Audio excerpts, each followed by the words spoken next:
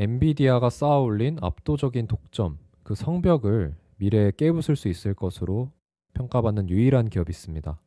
바로 AMD인데요. 오늘은 이 AMD에 대한 총정리를 진행해 볼 겁니다. 그래서 AMD가 어떤 거대한 세상의 흐름에 올라타서 나아가고 있는지 메가 내러티브를 먼저 볼 거고요. 그 다음에 그 과정에서 어떤 스토리를 갖고 있는지 기업 내러티브를 볼 겁니다.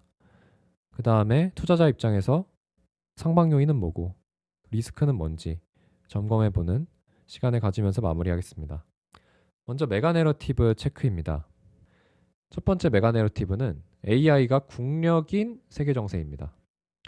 더 이상 AI는 이제 뭐 생산성 향상, AI가 미래다 이런 얘기를 넘어서 AI가 국가다 뭐 이런 경지까지 와버렸는데요. 그냥 국가 경쟁력과 연동이 돼버리는 시대가 와버렸습니다.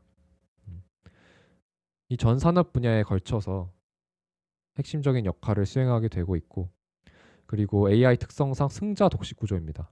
먼저 인프라를 깔고 개발을 해서 제품을 출시한 그런 기업들의 유리한 환경이라는 거죠.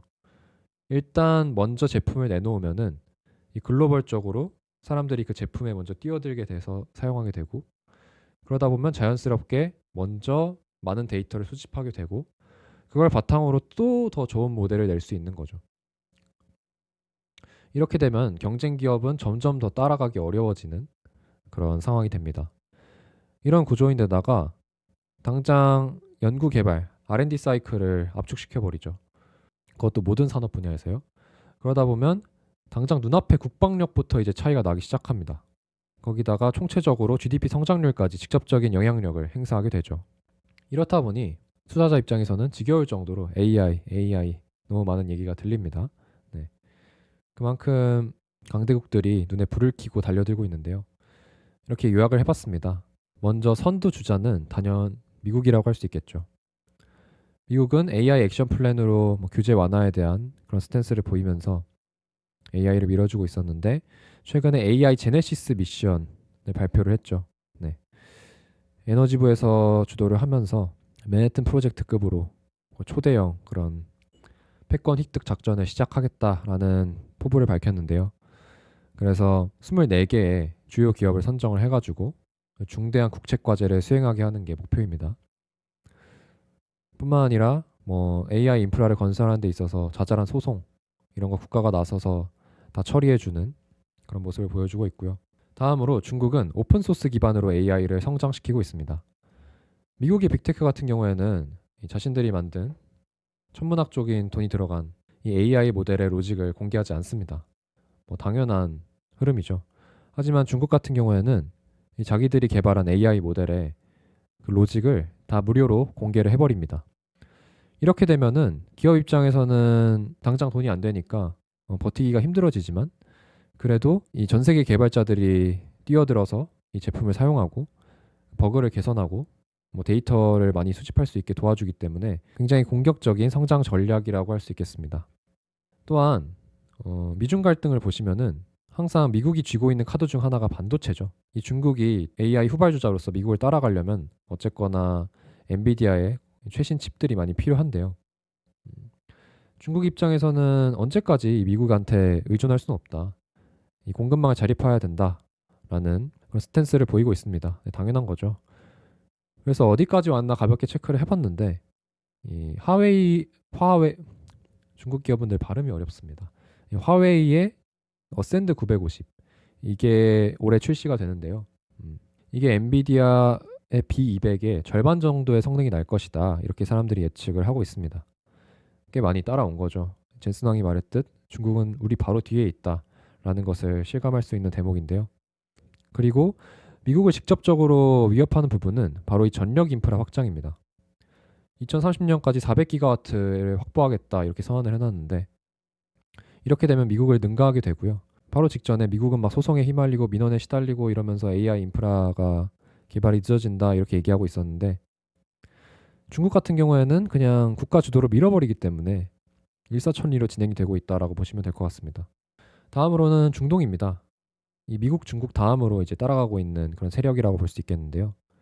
지금 중동은 석유를 기반으로 패권을 확보해 놓은 상황인데 이거를 AI 머니, AI 패권으로 바꾸겠다라는 겁니다. 그래서 소버린 AI라는 것을 개발하려고 열을 올리고 있는데요. 이 소버린 AI는 뭐 AI 이름 같은 건 아니고 이 자기들 국가의 언어로 돼 있는 미국이나 중국의 그런 AI 모델과 관련 없이 독립적인 생태계를 유지하고 있는 그런 AI를 말합니다. 그래서 중동에서는 대표적으로 사우디와 아랍에미리트가 이 AI 발전에 적극적이에요. 음. 사우디 같은 경우에는 이 AMD, 엔비디아와 협력을 해서 2034년까지 6기가와트의 데이터 센터를 완공하겠다 선언을 해놓고 건설을 하고 있습니다. 그리고 아랍에미리트 같은 경우에는 이 스타게이트 프로젝트의 일원이고요. 본토에 5기가와트짜리 데이터 센터를 지금 건설 중입니다.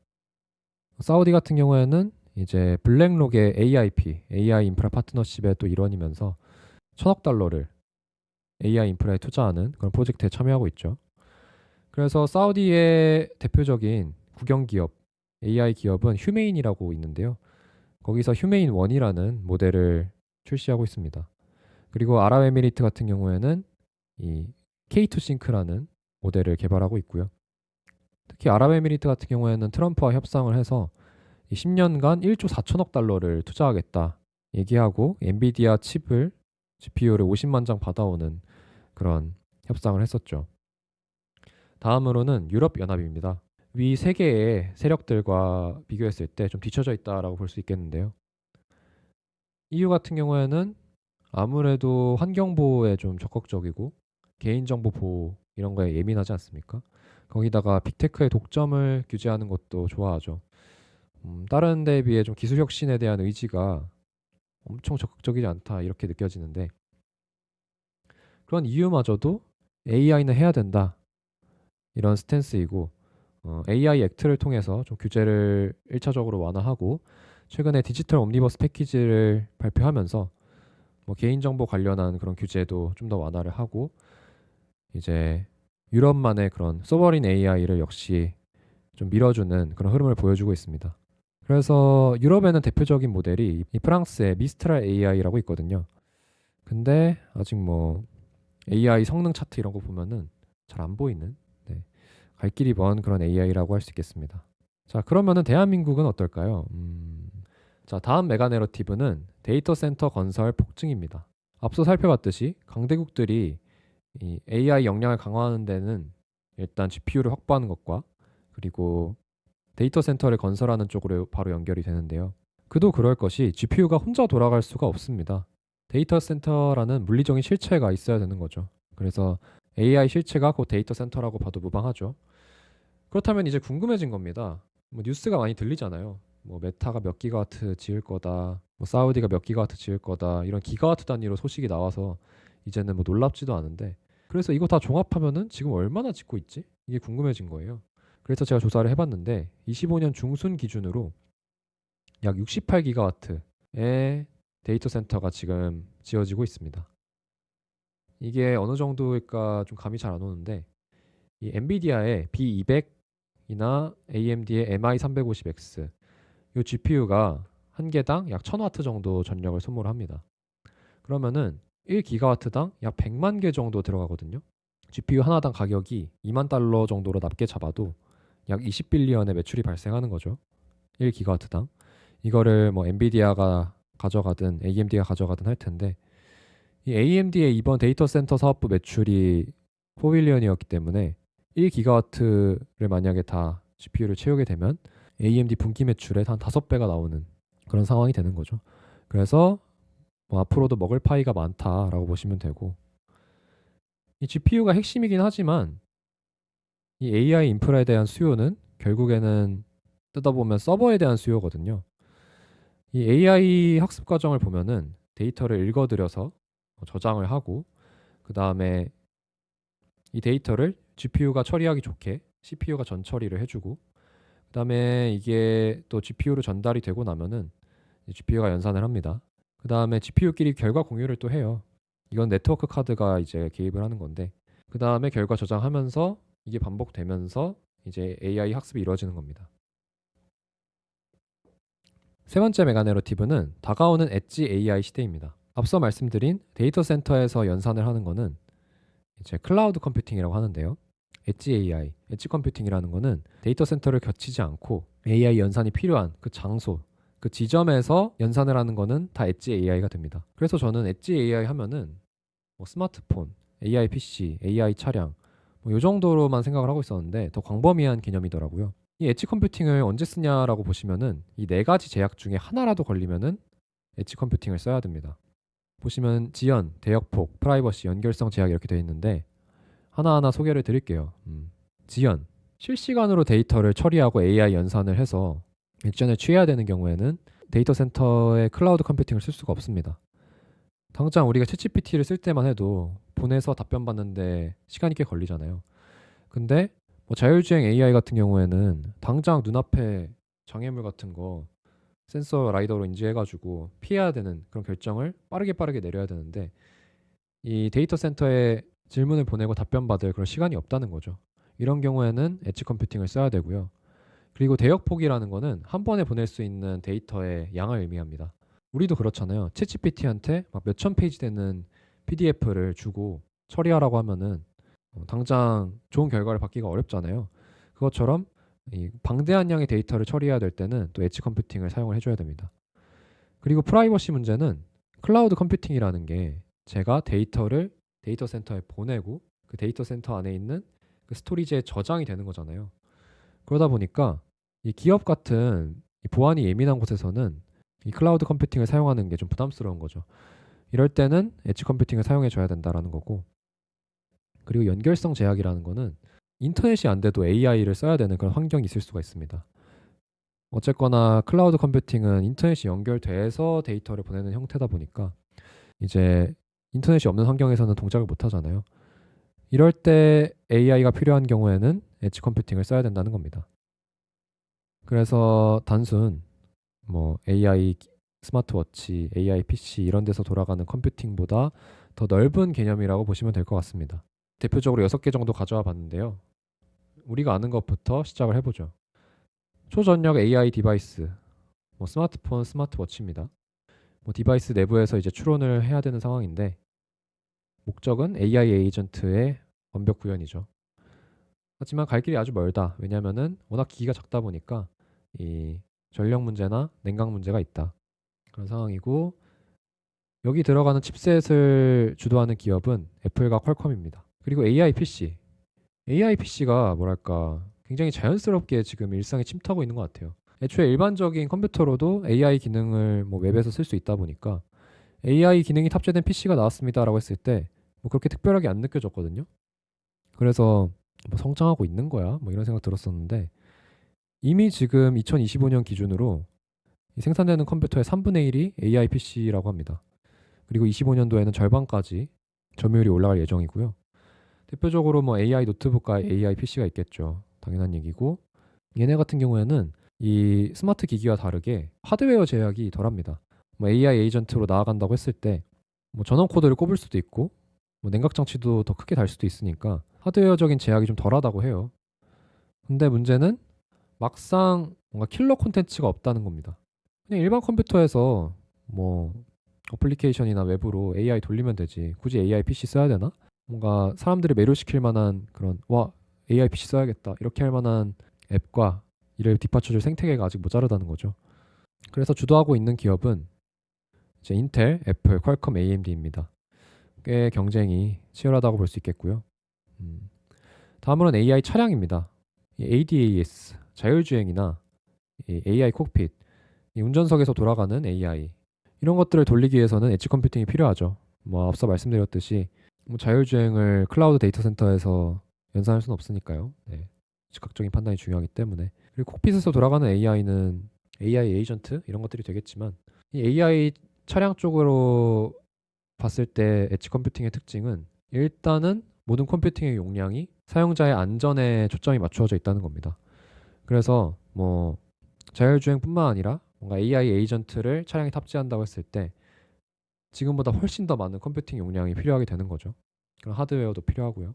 그리고 뭐 일론 머스크 말로는 나중에 이 AI 차량이 이 작은 클라우드 역할까지 할 수 있을 것이다. 그래서 테슬라 오너들은 운전 안 할 때 새벽에 얘가 작은 데이터 센터가 돼가지고 클라우드 컴퓨팅 용량을 제공하고 그 대가로 돈을 벌게 할 것이다. 뭐 이런 멋진 미래를 제시했는데요.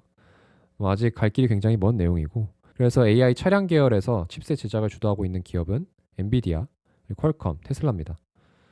엔비디아의 토르라는 그런 칩셋이 있는데 성능이 굉장히 좋고, 퀄컴은 또 스냅드래곤 라이드 계열이 있고, 또 테슬라 같은 경우에는 AI4라는 칩이 있죠. AI5가 이제 나온다는 것 같습니다. 다음으로는 고성능 산업 현장용 AI입니다. 로봇이나 장비 또는 그것들을 관리하는 서버에 들어가는 엣지 AI라고 할 수 있겠는데요. 그래서 실질적인 물리 시스템을 제어하는데 연결이 많이 되어 있고, 굉장히 실시간 판단이 중요하다 보니까 이제 데이터 센터를 활용하지 않고 엣지 컴퓨팅을 쓴다고 보시면 되겠습니다. 그래서 AMD는 여기서 좀 두각을 드러내고 있다라고 보시면 될 것 같고요. 그 외에도 인텔과 엔비디아도 참여를 하고 있습니다. 다음으로는 네트워크 통신 엣지 AI입니다. 네트워크 통신에 쓰던 거 쓰면 되는 거 아니야? 라고 생각했었는데요, 저는. 의외로 이 기지국가 방화벽에 AI가 탑재가 될 경우에 또 많은 혁신이 일어나더라고요. 이 스마트 빔포밍이라고 해가지고 지금 뭐 당장 와이파이 기기만 봐도 5G라고 하면은 어떤 범위를 설정해서 그 범위까지 다 데이터를 쏴주는 그런 느낌인데, 여기 AI가 탑재되면은 이 기지국에서 어떤 사람들의 그런 위치를 다 체크를 하고 그쪽으로 데이터를 이렇게 몰아줄 수 있는 겁니다. 효율적으로. 이런 식으로 데이터 흐름을 제어하고 또 트래픽이 완전히 많이 몰렸을 때도 또 효율적으로 데이터를 쏴줄 수 있는 거죠. 그리고 방화벽 같은 경우에는 이제 데이터를 좀 필터링하고 나쁜 데이터 차단하고 이런 역할이라고 봐야 되는데, 여기 AI가 또 들어가면은 더 최적화돼서 실시간 공격에 빠르게 대응할 수 있는 그런 겁니다. 근데 어쨌거나 이런 것들이 다 실시간으로 처리가 돼야 되다 보니까 역시 클라우드 데이터 센터에서 연산을 하기보다는 엣지 컴퓨팅을 활용해야 된다는 거죠. 그래서 여기 참여하고 있는 기업들 대표가 인텔, 마벨, 또 AMD가 들어갑니다. 마지막으로 서버형 엣지 AI입니다. 얘는 그냥 작은 데이터 센터라고 보시면 될 것 같아요. 뭐 멀지 않은 미래에 이 사람들이 AI를 더 많이 쓰면 쓸수록 이 데이터 센터가 감당하기 힘들어지기 때문에 지역 곳곳에 이 작은 데이터 센터, 작은 서버형 엣지 AI를 배치한다는 겁니다. 그래서 얘네도 엄청 많은 전력이 필요하다는 거, 이런 제약이 있고, 그냥 데이터 센터를 축소해 놓은 느낌이라 당연히 주도하는 기업은 뭐 엔비디아, AMD, 인텔이 되겠죠. 어쨌거나 이런 엣지 AI는 아직은 갈 길이 좀 먼 상황입니다. 지금 이 기업들의 초점은 아직까지 클라우드 컴퓨팅에 맞춰져 있고, 제대로 구현되려면 하드웨어가 지금보다 좀 더 점프를 해야 돼요. 칩셋, 뭐 배터리, 냉각 성능이 더 올라가야 되고, 특히 산업용의 경우에는 좀 기업의 운영과 더 싱크로율이 높아져야 되고, 또 자율 제어 능력, 또 보안 문제 이런 것들이 다 개선이 돼야 됩니다. 자, 다음은 기업 내러티브 체크입니다. 이 앞서 살펴본 거대한 세상의 흐름을 타고 AMD가 이제 어떻게 나아가고 있는지 살펴보는 시간인데요. AMD 어떤 기업인가? 회사명은 Advanced Micro Devices Incorporated입니다. 티커는 AMD고요. 시가총액은 350빌리언입니다. 엔비디아의 약 10분의 1 수준이라고 보시면 될 것 같습니다. 이 AMD는 이 실리콘밸리의 초창기 기업 중 하나예요. 그래서 역사가 굉장히 깁니다. 1969년에 창립이 됐고 72년도에 아마 뉴욕 거래소에 상장이 된 다음에 나스닥으로 옮긴 거는 굉장히 최근이에요. 2015년이고 비전은 Together We Advance입니다. 한글로 풀자면은 고성능 컴퓨팅의 리더로서 세계의 중요한 문제를 해결하는데 우리의 제품과 서비스를 제공하겠다라는 겁니다. 그래서 홈페이지 들어가 보면은 이 AMD가 이 세계의 문제를 해결하겠습니다. 약간 이런 웅대한 포부를 드러내고 있는데요. 이 AMD의 그러면 시설 현황을 한번 살펴보려고 해요. 근데 이제 이 본사랑 연구 개발 시설을 제외하면은 뭐가 없습니다. 왜냐면은 AMD는 제조 시설이 없고 반도체 설계에 집중하는 이 팹리스 기업의 형태를 띠고 있기 때문이에요. 엔비디아도 이 팹리스 기업의 형태를 띠고 있고요. 인텔은 다릅니다. 인텔은 이제 공장을 보유하고 있습니다. 반면에 삼성전자나 TSMC처럼 설계는 하지 않고 이 위탁 생산만 해주면은 요거를 파운드리 기업이라고 합니다. 나중에 제가 반도체 영상을 만들 때 제대로 한번 또 정리를 해드릴 것 같습니다. 그래서 AMD의 시설 현황이라고 하면은 오히려 이 위탁 생산 시설이 어디에 있냐 이런 거를 체크해 보는 게 나을 것 같아요. 그래서 이게 또 공정별로 위치가 다른데 그러다 보니 일단 반도체 공정을 이렇게 말도 안 되게 짧게 요약을 해봤습니다. 일단 설계는 엔비디아나 AMD에서 진행을 하죠. 그리고 파운드리 기업들이 전공정과 후공정을 담당한다고 보시면 되겠는데 이 전공정은 요 스노우맨이 들고 있는 월남쌈 집에 가면 줄 것 같은 라이스 페이퍼 같이 생긴 게 있습니다. 이게 웨이퍼인데요. 여기다가 회로를 설계하고 가공을 하면은 이런 모양이 나옵니다. 그리고 이 네모 하나하나가 다 반도체 칩이라고 보시면 돼요. 그래서 여기까지가 전공정이고 후공정으로 넘어오게 되면 얘네들을 검사를 한 다음에 이걸 다 하나하나 자릅니다. 잘라서 얘를 기판 위에 얹고 그 다음에 외부와 연결할 수 있게 처리를 해주고 또 외부의 요소들로부터 보호해주는 그런 처리도 해주고 나면은 이걸 패키징이라고 하는데요. 그 다음에 이 나온 하나하나 칩들을 전자제품에 쓸 수 있게 만들어야 되잖아요. 그래서 이걸 PCB 기판 위에 얹고 완성품으로 만들면 우리가 아는 그래픽 카드나 이런 것들이 나오는 거죠. 이거를 보드 조립이라고 합니다.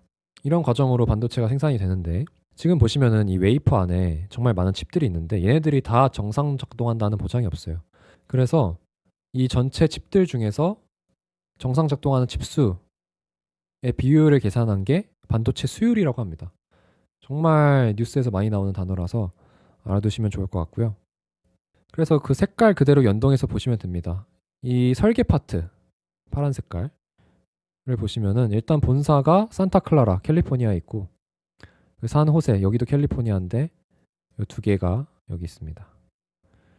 그 다음에 또 미국의 유명한 연구개발 시설은 요 텍사스 오스틴과 롱몬트 지역에 있고 캐나다의 말캄, 아일랜드 더블린, 그 다음에 인도 쪽에도 연구시설이 두 개가 있고 싱가포르, 그 다음에 상하이 이렇게 해서 대표적인 연구시설 더 많겠지만 핵심은 다 여기 있습니다. 그리고 이제 전 공정이 어디에서 이루어지냐 봐야 될 것 같은데 여기 딱 동그라미가 쳐져 있죠. 네, 바로 대만입니다. 뭐 그 외에도 서드 파티 파운드리라고 해가지고 뭐 미국, 유럽, 아시아 각지에서 또 생산을 한다고 하는데 핵심은 역시 대만이고요. 뭐 삼성전자 여기도 좀 대한민국에도 지도가 하나 박혀 있죠. 그리고 전공정이 끝난 제품들은 이제 후공정으로 넘어가게 되는데 이거는 중국, 말레이시아, 그다음에 태국 이쪽에서 진행이 된다고 보시면 되겠습니다. 그리고 마지막으로 보드 조립이 남았는데 요거는 특별히 알려진 바가 없고 그냥 외주 업체를 쓴다고 보고서에 적혀 있습니다. 제가 참고하는 보고서는 이 10K 보고서라고 해가지고 이 기업이 미국 증권거래위원회에 1년마다 제출해야 되는 그 공시 같은 보고서가 있는데요. 그 내용을 기반으로 작성이 되었습니다. 네, 보시면 아시겠지만 네, 거의 뭐 이 세계에서 가장 핫한 지역이지 않을까 싶은데요. 이 지정학적 리스크가 상당합니다. 당장 이 중국이랑 대만이랑 사이 안 좋고 또 태국 뭐 캄보디아랑 사이 안 좋고 인도 파키스탄 그래도 접경 지역은 아니니까 다행이네요. 어쨌거나 뭐 이런 상황이다. 시설 현황이 이렇게 된다. 알아주시면 좋을 것 같고요. 다음으로는 AMD의 매출 구조 보겠습니다. 총 9.2빌리언 달러가 이번 3분기에 매출로 찍혔는데요. 보시면 데이터 센터 부분 매출이 4.3빌리언으로 가장 높고 그에 필적하는 게 게이밍 앤 클라이언트 사업부입니다. 그리고 인베디드라고 사업부가 또 있는데 여기서 또 매출이 좀 나와줬습니다. 마진율은 인베디드가 제일 높다는 거 한번 체크해 주시면 좋을 것 같고요. 이 페이지 같은 경우에는 자기들만의 제품 포트폴리오를 이렇게 슬라이드 한 장으로 제시를 했더라고요. 그래서 구체적으로 사업부의 제품군들을 살펴보기 전에 개요 느낌으로 가져와 봤고요. 보시면은 데이터 센터에 들어가는 CPU, GPU, 그 다음에 전문가용 AI 칩, 이 같은 경우에는 개인 PC용 칩, 뭐 랩탑용 칩, 콘솔 게임용 칩, 뭐 이런 식으로 해가지고 자기들만의 핵심 제품군을 어필하고 있습니다. 그래서 사업부별로 이제 구체적으로 뭘 팔고 있는지 체크를 해볼 거예요. 아마 더 많은 제품군이 있을 건데 AMD 어닝콜에서 언급되는 데이터 센터 핵심 제품군은 세 가지가 있습니다. 먼저 AMD 에픽, 그 다음에 AMD 인스팅트, 펜센도 이렇게 있는데 에픽 같은 경우에는 서버용 CPU라고 보시면 됩니다. 아까 AI 연산 처리 과정에서 이 GPU한테 데이터를 넘기기 전에 CPU가 전 처리를 한다고 했죠. 그 역할을 하는 CPU라고 보시면 되겠고요. 그리고 GPU한테 넘겨준다 했는데 그 GPU를 만드는 게 인스팅트입니다. 가속기가 더 큰 개념이라고 보시면 될 것 같습니다. 그 다음에 이제 펜산도의 제품은 스마트 NIC, DPU 계열 이렇게 되어 있는데요. 갑자기 말이 확 어려워지는데 별게 아니고 이 CPU랑 GPU가 열심히 자기 일을 하는데 그 외의 잡무를 다 처리해주는 그런 집사 같은 역할이라고 보시면 되겠습니다. 일반적으로 네트워크 카드라고 보시면 되겠는데 얘가 뭐 집 간의 네트워킹 또는 서버의 인터넷 연결 또는 보안 그리고 오프로딩이라고 해가지고 어떤 GPU에서 너무 부하가 오면은 그 연산을 놀고 있는 GPU한테 이렇게 넘겨준다거나 그런 과정인데 이렇게 약간 관리자처럼 교통 정리를 해주는 그런 역할을 한다고 보시면 되겠습니다. 그래서 스마트 NIC가 좀 더 진화한 게 DPU라는 개념이고요. 엔비디아에서 밀고 있는 용어로 보입니다. 그래서 대표적인 제품은 이 5세대 에픽, 뭐 GPU 같은 경우에는 MI350 시리즈, DPU는 뭐 살리나, 볼라라 뭐 이렇게 있는데 제가 밑에 차세대라고 적어놓은 것들이 있죠. 에픽 베니스, MI450, 뭐 불카노, 불케이노 이렇게 돼 있는데 이것들은 이제 헬리오스라는 렉 제품에 탑재가 돼가지고 렉 단위로 이제 납품이 됩니다. 어디에? 오라클한테. 이게 26년도에 제품이 출시되고 이 계약도 26년에 진행이 되거든요. 그래서 이게 잘 이루어지는지 살펴봐야 될 것 같습니다. 근데 이렇게 보면 감이 잘 안 오니까 에픽입니다. 서버용 CPU인데 이렇게 제품군이 형성이 되어 있어요. 그 다음에 인스팅트에서 나오는 가속기들은 또 이런 식으로 바로 볼 수가 있어요. 아, 이게 MI350 시리즈고 이렇게 생겼구나. 그냥 가볍게 체크해 주시면 좋을 것 같고요. 다음으로 뭐 펜산도도 마찬가지입니다. DPU 테크놀로지에 대해서 얘기를 하고 역시 네트워킹과 관련되어 있다라는 정도만 알아두셔도 충분할 것 같습니다. 다음으로는 게이밍 앤 클라이언트 사업부입니다. 이 클라이언트라는 말이 헷갈릴 수 있는데 이 게이밍은 일단 이 게임용 그래픽 카드 그리고 이 콘솔 게임용 칩들이라고 보시면 되고 클라이언트는 완전 개인용 CPU 이런 것들이라고 보시면 되겠습니다. 그래서 이쪽 사업부는 데이터 센터라기보다는 완전 소비자에게 초점이 맞춰져 있는 사업부라고 보시면 되고요. 아마 이제 들어보신 분들도 많을 거예요. 라인업을 보면 일단 개인용 CPU 쪽에서는 AMD 라이젠, 그 다음에 전문가용 CPU는 스레드리퍼, GPU는 라데온. 그래서 대표 시리즈는 뭐 이렇게 되는데 이것도 역시 그냥 홈페이지 한번 들어가 보시면은 잘 설명이 돼 있어요.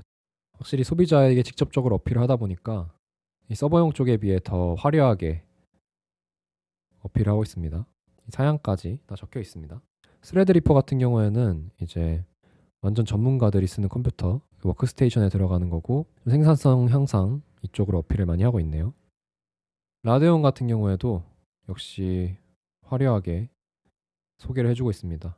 이 주력 제품인 9060 XT 한번 들어가 보셔서 체크해 보시면은 아 AMD가 이런 사업을 하고 있구나 더 실질적으로 와닿으실 것 같습니다. 어쨌든 다시 한번 짚어드리고 싶은 것은 요 플스랑 엑스박스용 이 칩셋도 중요하다는 겁니다. 라이젠 G2 기반으로 만들어진 커스텀 칩 같은 건데요. 이쪽도 어떻게 보면 2010년대 AMD를 살려낸 그런 매출원이다 보니까 알아두시면 좋을 것 같습니다. 다음으로는 인베디드 파트입니다. 이게 뭔 말일까? 직관적으로 와닿지 않으셨을 것 같은데요. 쉽게 말해서 산업용 칩이라고 보시면 되겠습니다. 어떻게 보면 엣지 컴퓨팅과 직접적으로 관련되어 있는 부분이라고 할 수도 있고요. 이쪽에서 AMD가 잘 성장을 하고 있는 것 같아서 그 부분이 좀 매력적이었습니다.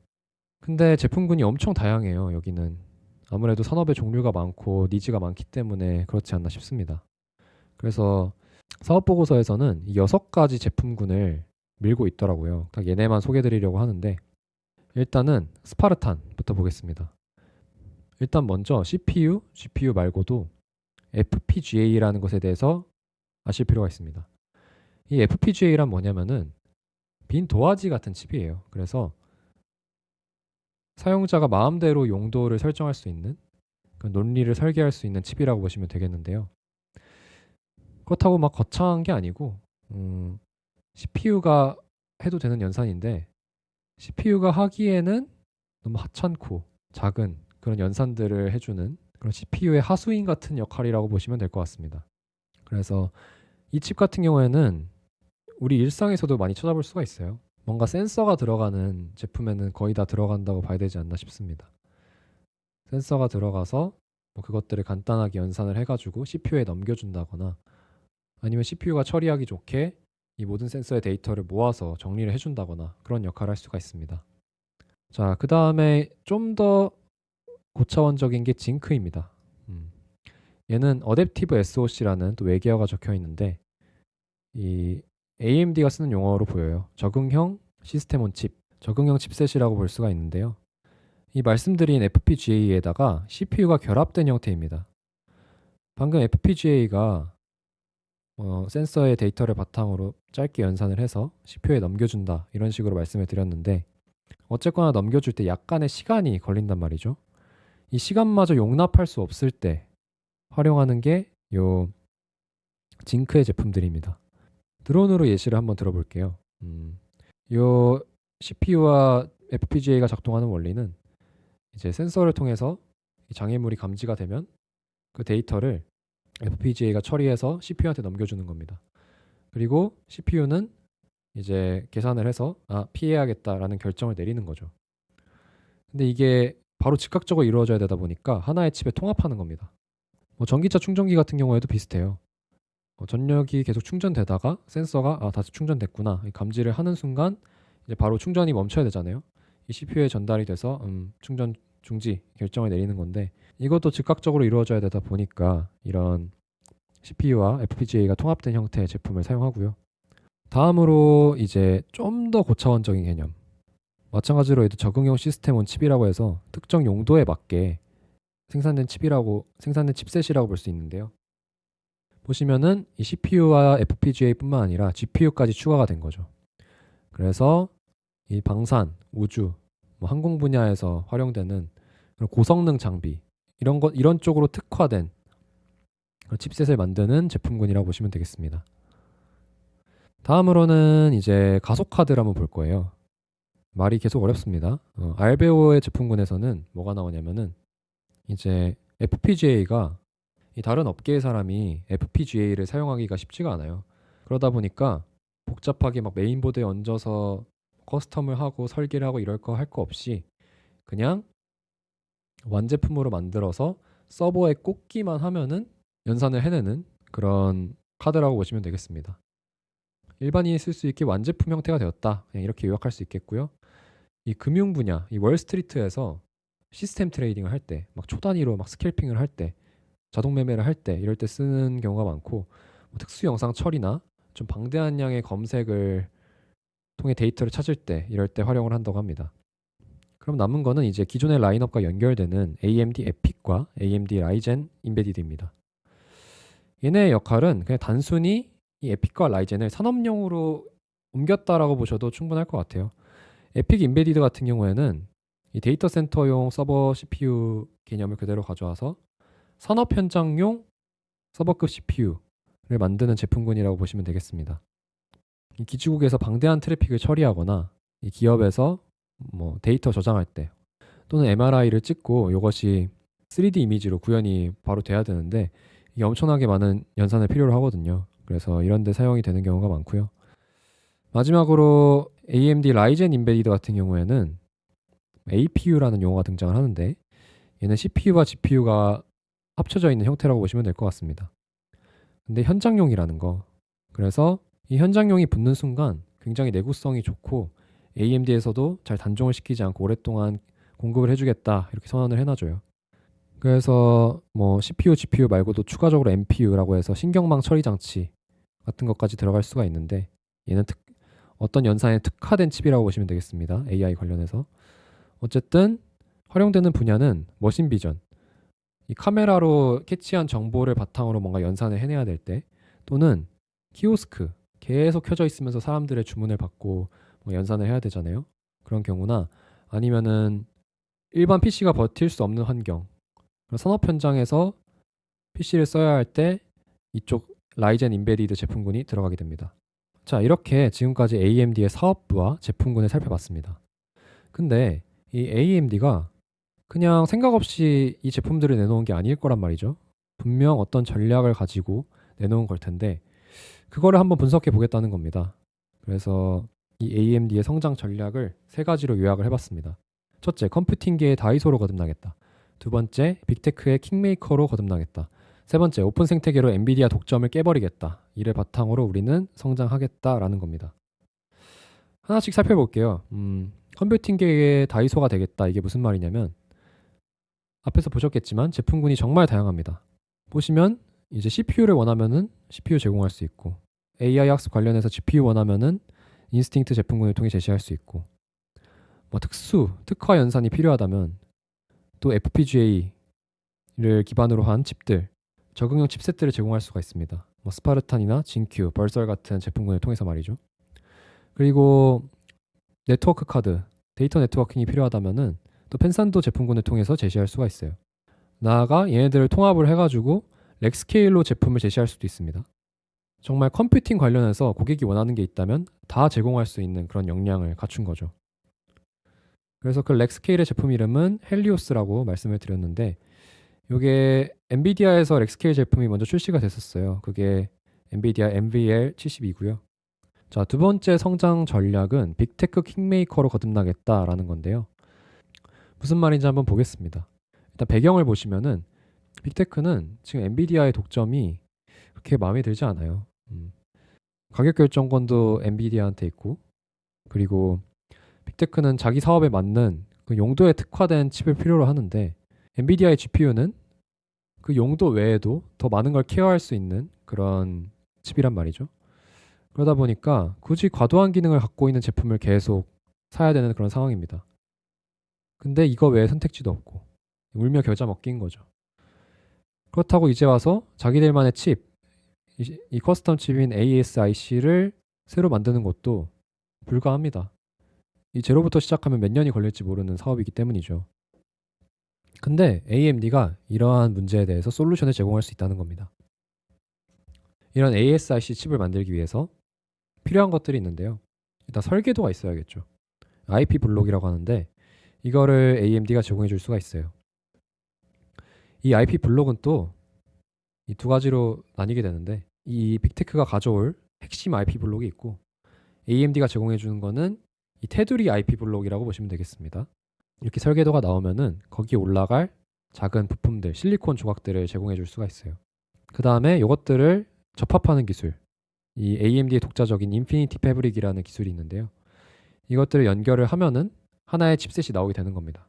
요약을 하자면은 빅테크는 자기들의 사업에 맞는 그런 방향성이 담긴 그런 핵심 IP 블록만 개발해 오면은 이 나머지는 다 AMD가 뛰어들어서 맞춤 칩을 만들어줄 수 있다는 거죠. 구글의 TPU도 비슷한 방식으로 제작이 됐어요.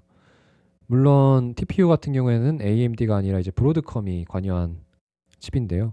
이 구글이 핵심 IP 블록을 만들어 오면은 브로드컴이 거기에다가 테두리 IP 블록을 붙여주고 그 다음에 이 자기들의 강점인 네트워킹 기술을 도입을 해서 이 TSMC에 맡겨가지고 구워내는 거죠, 칩을. 그런 식으로 진행을 했었는데 브로드컴은 AMD만큼 총체적인 솔루션을 제공하기는 어렵다. 브로드컴에는 CPU나 GPU 관련 기술이 없기 때문에 만약에 구글의 TPU는 CPU나 GPU가 아니고 이제 NPU 계열이라고 보시면 되거든요. 어떤 연산에 특화된 칩, 행렬 연산에만 특화된 칩인데 그게 아니라 만약에 구글이 자기들만의 CPU를 만들고 싶다, 자기만의 GPU를 만들고 싶다라고 하면은 브로드컴 입장에서는 그 관련된 아키텍처를 뭐 외주를 맡겨서 협력시켜서 가져온다거나 이렇게밖에 할 수 없거든요. 근데 AMD는 이 자기들만의 CPU, GPU 라인들이 다 있기 때문에 거기에서의 노하우를 바탕으로 이 맞춤 솔루션을 다 제공할 수가 있는 거죠. 근데 문제는 뭔가 이 빅테크 전용 ASIC 칩이 TPU가 현재 거의 유일하고 아직 대세가 아니라서 물론 빅테크들이 노력을 하고 있겠지만은 조금 더 먼 미래의 얘기입니다. 그래서 TPU처럼 굵직한 그런 제품이 AMD를 통해서 나온다면은 뭐 새로운 지평이 열리지 않을까 이렇게 생각을 하고요. 세 번째 성장 전략은 오픈 생태계로 독점을 파괴한다입니다. 배경을 보시면은 이제 엔비디아 제국의 가장 큰 무기는 이 쿠다라는 소프트웨어랑 엠빌링크 그리고 인피니밴드로 연결되는 그 네트워킹 기술이 있어요.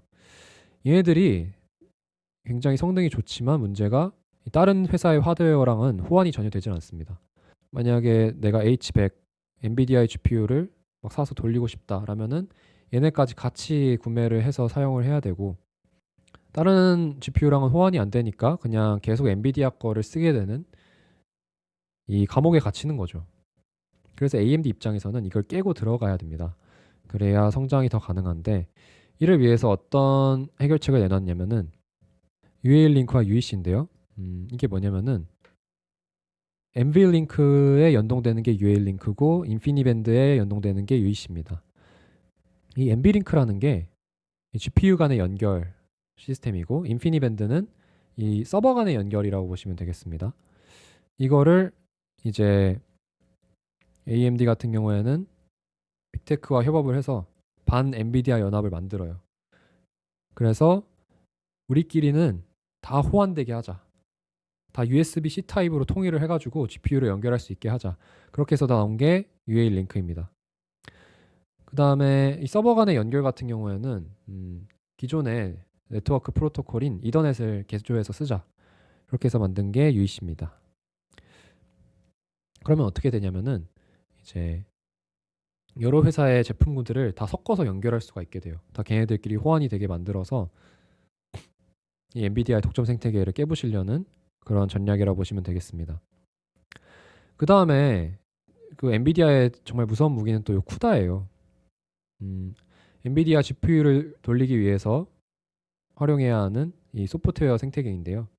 그래서 엔비디아 GPU를 쓰려면은 이 쿠다의 언어를 공부를 해야 됩니다.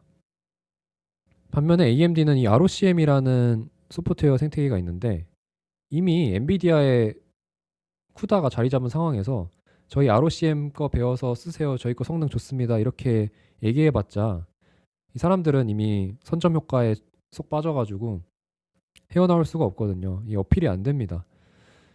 그래서 AMD가 소프트웨어 쪽에서 계속 약해가지고 하드웨어가 괜찮아도 GPU, CPU가 잘 나와도 엔비디아한테 밀렸다라고 보시면 되겠는데 이거를 해결하기 위해서 어떤 전략을 취했냐라고 보시면은 이 새롭게 우리 ROCm 언어를 공부시킬 수가 없다.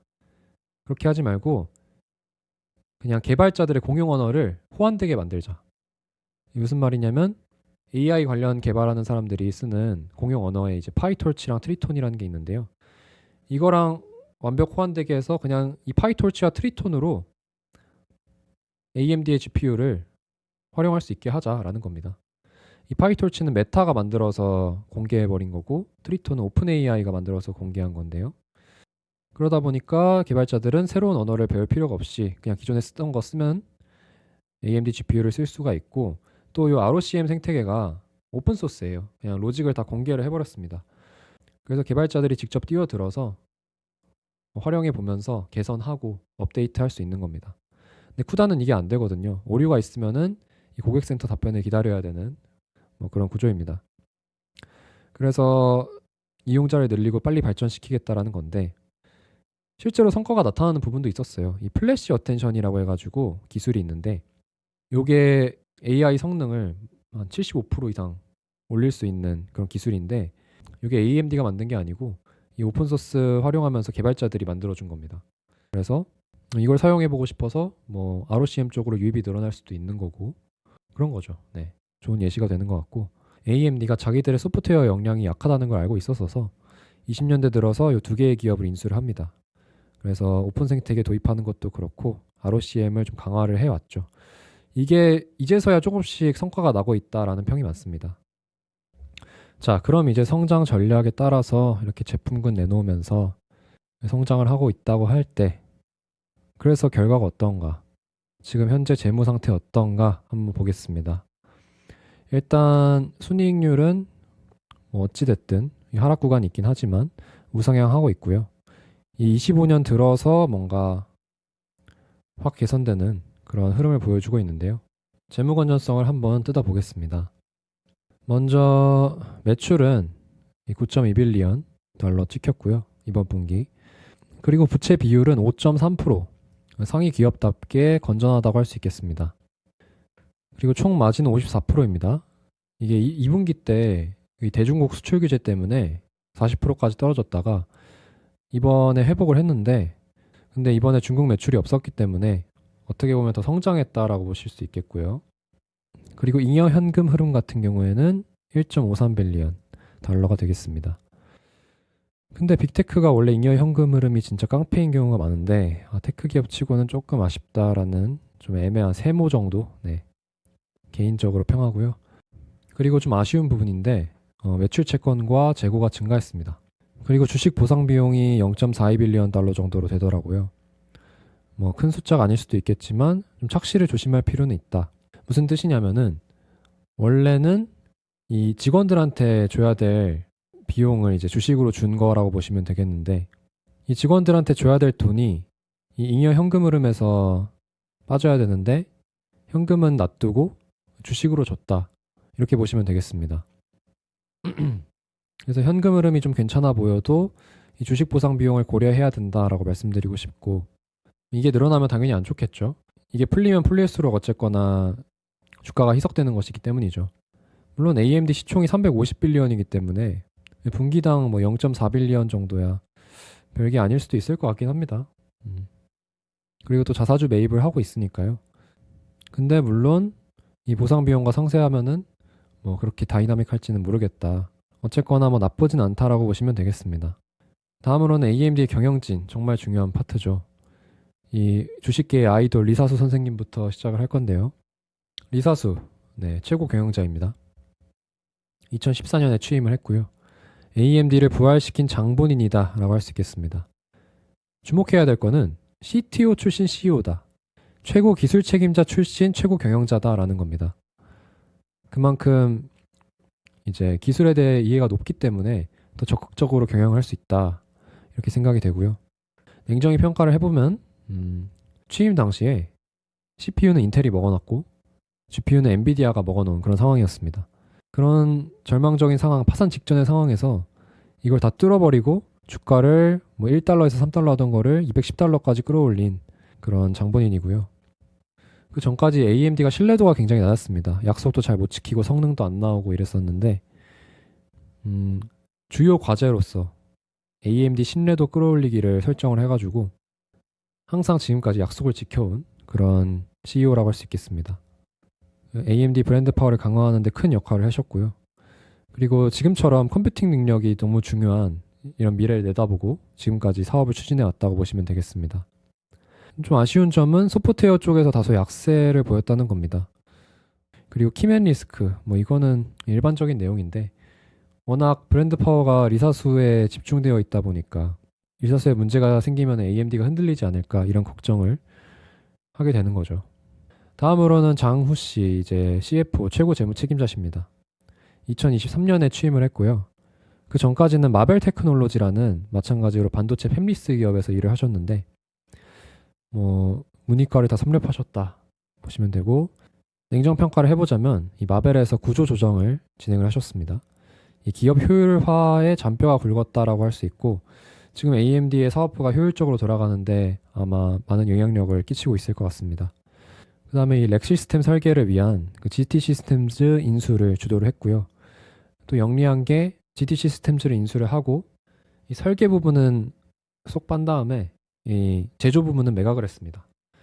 그래서 뭐 효율적으로 경영을 하고자 의지를 보이셨고, 이제 투자자가 가장 주목해야 되는 것은 이 보수적인 가이던스 제시 경향입니다. 설레발을 안 치세요. 뭐 이익이 폭증할 거다 이런 얘기를 잘 안 합니다. 그래서 주가를 펌핑하는 데는 이게 도움이 안 되죠. 단기 투자자 입장에서는 확실히 재미없는 그런 성향이지 않을까 싶습니다.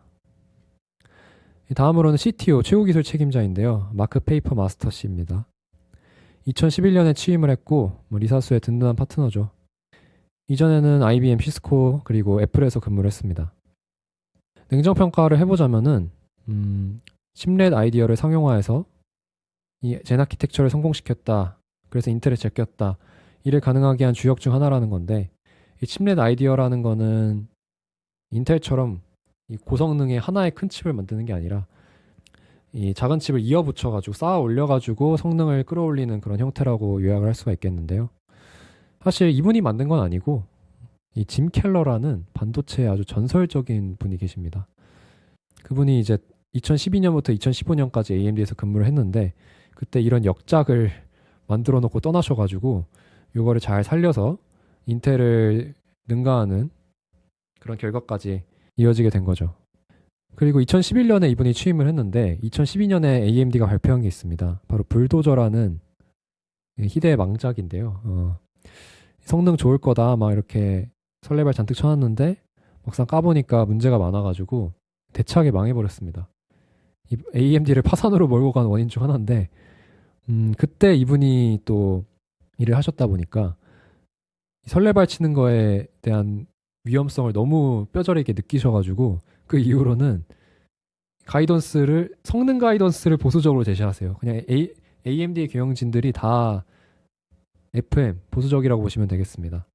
대신 그 가이던스를 달성해내는 능력만큼은 정말 출중하다.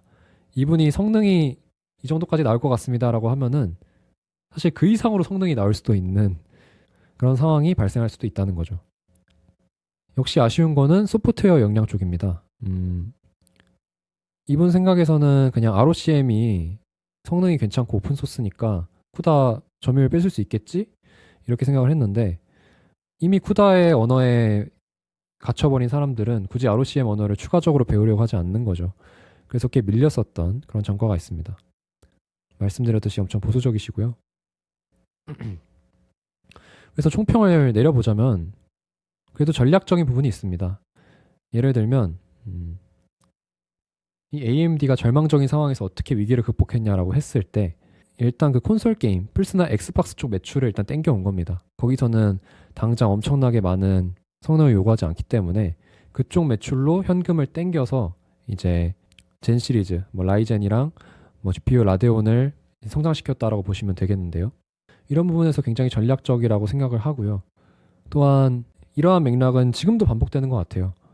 이건 순전히 제 생각이지만 이 게이밍과 클라이언트 쪽에서 안정적으로 매출을 확보를 하고 그리고 또 인베디드 쪽에서 이게 완전 빈집털이거든요. 다른 빅테크들이 잘 안 하는 영역에서 먼저 치고 나가가지고 거기서 좀 매출을 이렇게 땡겨오고 전체 매출의 그래도 한 10분의 1 정도는 되니까요. 여기서 발생한 현금을 바탕으로 이 데이터 센터 쪽 사업부를 계속 밀어주는 거죠.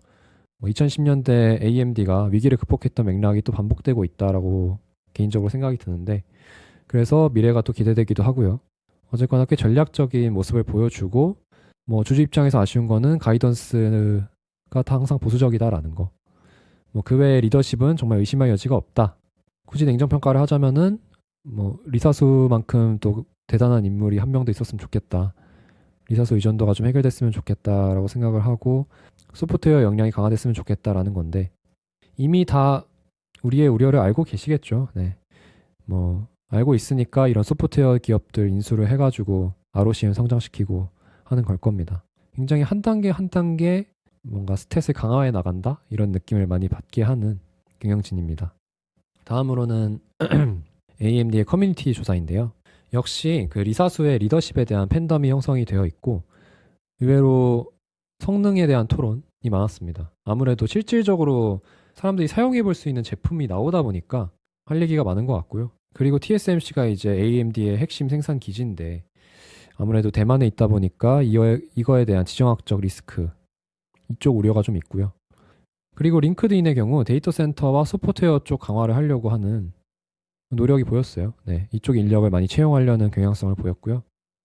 자, 그러면은 다음으로 이렇게 AMD의 스토리를 다 살펴봤기 때문에 본격적으로 투자 매력도 점검, 상방 요인과 하방 요인을 체크해 보도록 하겠습니다. AMD의 투자 메리트입니다. 4가지 꼽아봤는데요. 앞에 성장 전략과 연결이 되는 부분일 겁니다. 일단 AI 데이터 센터 업계가 이제 폭발적으로 성장하는데 거기에 편승할 대표 기업 중 하나라는 거죠. 그리고 이제 렉솔루션을 제시하다 보니까 이 엔비디아처럼 매출을 강하게 증가시킬 가능성이 있습니다. 엔비디아도 렉솔루션을 내놓으면서 그때 또 매출이 펌핑되는 효과가 있었거든요. 두 번째 메리트는 이제 제품군이 워낙 다양하다 보니까 클라우드 컴퓨팅뿐만 아니라 엣지 컴퓨팅에 이르는 수요까지 다 커버할 수가 있다라는 겁니다. 자, 다음으로 AMD는 반 엔비디아 동맹의 핵심입니다. 그래서 엔비디아 독점 체제에 반하는 그런 수급들을 땡겨올 가능성이 있고요. 그리고 패스트 팔로워 포지션입니다. 이게 무슨 말이냐면은 뭐 로켓랩, 스페이스X와 같은 관계인 거죠. 엔비디아가 이 닦아놓은 길을 빠르게 따라가면서 성장할 수 있다는 겁니다. 당장 렉솔루션만 봐도 그렇죠. 엔비디아가 렉솔루션 내놔가지고 매출 뻥튀기 했네? 그럼 우리도 해야겠다. 뭐 이런 식으로 따라가는 겁니다. 마지막으로는 이 건강한 재무 건전성과 신뢰도 높은 경영진이죠. 네. 능력이 너무나도 입증이 되어 있기 때문에 든든하다라고 볼 수 있겠고요. 다음으로는 AMD의 리스크 체크입니다. 또 양면을 봐야겠죠. 먼저 이 7나노미터 이하의 제품들, 요게 이제 정말 첨단 핵심 제품군이라고 보시면 되겠는데 요것들이 다 TSMC에서 생산이 됩니다. 그러다 보니까 지정학 리스크가 좀 있죠. 당장 최근에 나온 그 미국의 국방부 보고서 보면은 27년에 중국이 대만을 침공할 가능성이 높다 이렇게 또 언급이 됩니다. 그래서 사람들의 우려가 좀 앞서고 있고 두 번째로는 렉솔루션이 이 총이익이 잘 찍히나 봐야 돼요. 아무래도 매출이 늘어나긴 하겠지만은 이 저마진 제품들이 이게 혼합되거든요. 끼어 팔기 같은 거라서 이 마진율이 좀 떨어질 수가 있다. 대신 총이익만 좋으면 되니까 그게 달성되는지 봐야 될 것 같습니다. 그리고 그거 말고도 아까 점검을 해봤지만 인베디드 쪽을 제외하면은 경쟁사들이 정말 막강해요. 인텔, 엔비디아, 퀄컴, 애플 이렇다 보니까 또 마진 압박을 받을 수가 있다라는 거. 세 번째 리스크는 엔비디아처럼 가격 결정권을 그런 틀어진 모습이 아니라는 겁니다. 엔비디아 따라서 폭발 성장하겠지? 이렇게 낙관할 수가 없다는 거죠. 엔비디아 같은 경우엔 뭐 이따 비교를 한번 하겠지만은 재고고 뭐고 지금 물건이 없어서 난린데 이 남의 돈 가져와서 오히려 공장을 돌리는 느낌인데 AMD는 매출 채권이 늘어나는 걸 보면 오히려 제품 먼저 줘서 공장 돌려주고 나중에 돈을 받는 그런 형태란 말이죠. 그래서 뭐 말씀드리고 싶은 건 이 매출 채권과 재고 상승 흐름을 좀 주의할 필요는 있겠다라는 겁니다. 그 다음으로 봐야 될 거는 이 PC 게이밍 쪽이 경쟁이 좀 치열하고 사이클을 탄다는 거예요. 이게 무슨 말이냐면은 일단 이 CPU든 GPU든 소비재 성향을 띱니다. 그래서 경기가 좋을 때 많이 팔리는 경기 민감 성향을 보여주고요. 그리고 플스나 뭐 엑스박스에서 나오는 매출이 또 중요한데 그게 새로운 플스가 나왔을 때 그때 이후로 한 1, 2년 잠깐 매출이 성장하고 그 이후로는 또 둔화되는 경향을 보여서 약간 사이클이 있습니다. 그래서 이쪽에서 뭔가 데이터 센터처럼 급격한 성장을 기대하기는 쉽지 않을 수 있다. 한번 짚어드리고요. 자, 다음으로는 AMD의 기술적 분석 파트입니다. 가볍게 볼 거고요. 빅테크다 보니까 결국에는 우상향하는 그런 경향을 보여주는데 이렇게 길게 하락 추세를 뽑는 그런 시즌들이 있어요. 무섭습니다. 뭐 결국에는 다 올라가지만 저도 이때 투자를 했었거든요. ETF로 간접 투자하긴 했는데 정말 맨날 떨어져가지고 얘는 구성 종목에서 언제 빠지나 막 이랬던 기억이 나는데 이때 아마 그 데이터 센터 사업부가 예상처럼 잘 매출이 안 나오고 경영진도 보수적으로 가이던스를 제시하다 보니까 딱히 주가가 펌핑될 그런 여지가 없었던 거죠. 그 다음에 이제 관세 충격 맞고 이제 정점을 찍었다가 이제 반등하는 흐름을 보여주고 있는데 확실히 25년도 들어서 AMD가 AI 쪽에서 막 퍼포먼스를 보여주는 그런 흐름이 나오는 것 같아요. 그래서 25년을 기점으로 뭐 이런 추세가 바뀔까 이런 기대가 되긴 합니다. 지금은 뭐 신고가 뚫은 다음에 이 전고점에서 지지를 받는 형태이고요. 차트 조금 보셨으면 다 아실 만한 내용이고 다행인 거는 요 갭을 메우러 간다거나 그런 경향을 아직 보여주고 있지는 않고 있다. 변동성이 줄어들면서 정지되어 있는 모습인데 워낙 연말 이쯤에는 또 기관들 다 휴가 가고 거래량이 없으니까 그러는 것 같기도 하고요. 당장 이 다음 주 화요일에 이뤄지는 CES 2026을 소화하는 걸 또 봐야 될 것 같습니다. 어쨌거나 신고가를 한번 뚫었기 때문에 뭐 하방 압력이 이때만큼은 크지 않다. 물려있는 사람이 이만큼밖에 없다 라는 거 말씀드리고 싶고, 다음으로 엔비디아, 브로드컴과 좀 비교를 해보려고 해요. 브록 같은 느낌으로 나눠봤는데, 제가 AMD를 공부하다 보니 자연스럽게 엔비디아와 브로드컴을 살짝씩 공부하게 돼서 추가를 해봤고요. AMD의 현황을 좀 객관적으로 판단하는 데 도움이 될 것 같아서 넣었습니다.